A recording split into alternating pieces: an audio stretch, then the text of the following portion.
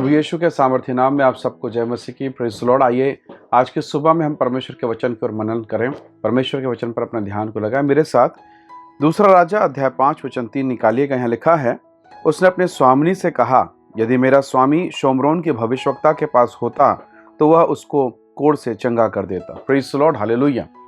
परमेश्वर के लोगों, क्या आपने कभी प्रभावशाली लोगों के नाम की सूची देखी? अगर आप गूगल में सर्च करेंगे कि विश्व के प्रभावशाली लोग, उनकी सूची ऐसा अगर लिखेंगे तो आपको बहुत सारे लोगों का नाम, उसका विवरण मिल जाएगा। फोर्ब्स एक पत्रिका है, अक्सर उसमें विश्व के प्रभावशाली व्यक्तित्व लोगों का नाम आता है।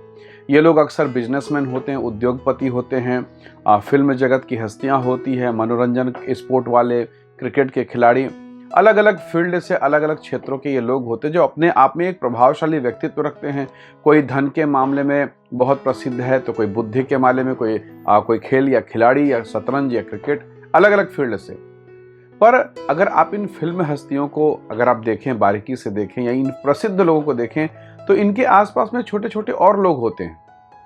वो छोटे लोग जो उनके बावर्ची होते हैं, जो उनके लिए खाना बनाते हैं, जो उनके लिए कपड़ा धोते हैं, जो उनके लिए गाड़ी चलाकर उनको एक स्थान से दूसरे स्थान लेके जाते हैं, ये लोग उनके आसपास रहते हैं और उन पर निर्भर रहते हैं। पर ये छोटे लोग, मैं माफ़ कीजिए मैं इन्हें छोटा कह रहा हूँ, पर ये जो छोटे लोग हैं ये कभी फेमस नहीं होते।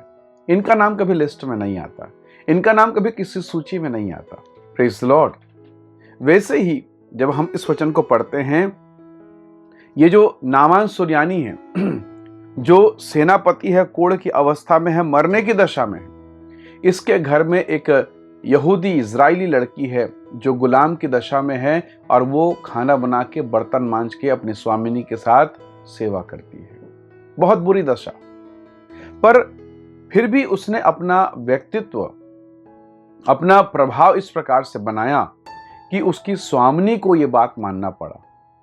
अब जरा सोचिए, एक बर्तन मांजने वाली लड़की, एक खाना बनाने वाली लड़की, या ये एक जूठा धोने वाली लड़की की बात को इतने बड़े आराम देश का सेनापति क्यों सुने? उसकी पत्नी क्यों सुने? क्या उसके पास अप्रोच नहीं? क्या उसके पास राज्य वैद्य नहीं? क्या उसके पास डॉक्टर्स नहीं है? क्या उसके पास राजा नहीं है? राजा से सीधी बात होती है उसकी, राज्य वैद्य से, मतलब उस देश का सबसे बेस्ट इलाज उसे मिल रहा है, पर फिर भी उसके कोढ़ को कोई ठीक नहीं कर पा रहा है। जब अपने घर में आता, अपनी पत्नी को छू नहीं सकता। क्यों? अपने बच्चे को छू नहीं सकता। क्यों? क्योंकि हाथ और पैर गल जा रहे हैं, लहू बह रहा है, पीप, मवाद, गंदगी, सड़न, बदबू। और तब वहां एक वो लड़की कहती जो जूठा धोने वाली है, यदि मेरा स्वामी शोम्रोन के भविष्यवक्ता के पास होता तो कब का ठीक हो जाता। इस लड़की का, उस पूरे आराम देश में इस लड़की का व्यक्तित्व शून्य था, कुछ भी नहीं है। परंतु सेनापति ने देखा, उसकी पत्नी ने देखा, इसका व्यक्तित्व परमेश्वर के प्रेम से भरा है, इसका व्यक्तित्व ईश्वरीय सामर्थ्य से भरा है। जब ये बोलती है तो इसके होठों में सच्चाई है, इसके आंखों में चमक है, इसके मन में विश्वास है जो उसके चेहरे से प्रदर्शित होता है। और उस शब्द को सुनकर, ये गुलाम लड़की के शब्द को सुनकर इनका हृदय पिघल गया। Praise the Lord. निसंदेह परमेश्वर यहोवा की उपस्थिति इस बेटी के भीतर में था, और इसी के कारण आज ये शब्द जब उसने कहा, निसंदेह परमेश्वर के वचन को उस लड़की के मुंह से सुनकर सेनापति, आराम देश का सेनापति प्रभावित हो जाता है। Praise the Lord. और तब ये अपने देश के राजा से चिट्ठी लिखवाकर इजराइल देश के राजा के पास चिट्ठी लेके जाता है। उसके पास दो राजा हैं, पर वहां एक साधारण सा व्यक्ति है जो अपने आप में प्रभाव रखता है, एलीशा।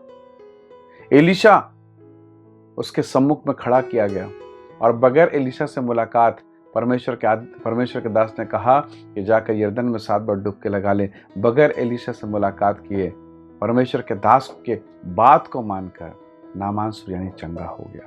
परमेश्वर के लोगों, एक प्रभावशाली व्यक्तित्व जिसका किसी वेबसाइट में नाम नहीं है, किसी पत्र पत्रिका में नाम नहीं है, पर एक ऐसा व्यक्तित्व कि इजराइल का राजा